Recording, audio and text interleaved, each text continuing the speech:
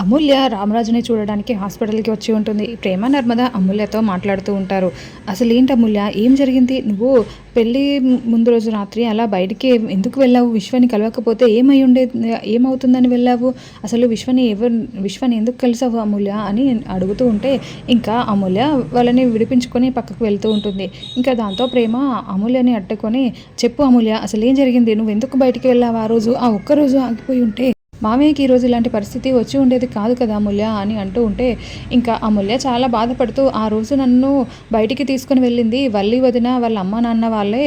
నేను అప్పటికీ రానని చెప్తూనే ఉన్నాను, విశ్వతో ఫోన్లో కూడా రానని చెప్పేశాను. నేను వెళ్ళననే ఊరుకున్నాను. వాళ్ళే నన్ను బలవంతం చేసి ఒక్కసారికి వెళ్ళి మాట్లాడిరా అని వాళ్ళే బలవంతంగా నన్ను తీసుకుని వెళ్ళారు.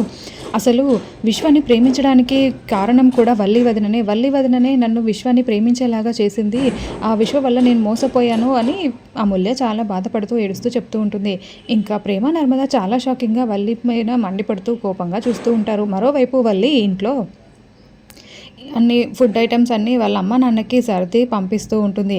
ఇంకా అలా వాళ్ళు బయటికి వెళ్ళడానికి వస్తూ ఉంటే అప్పుడే ప్రేమ నర్మద అమూల్యని తీసుకొని వల్లి ముందుకి వస్తూ ఉంటారు. ఇంకా దాంతో వల్లి చాలా షాకింగ్గా భయపడుతూ ప్రేమ నర్మద వల్లి వాళ్ళ వైపు అమూల్య వైపు చూస్తూ ఉంటుంది.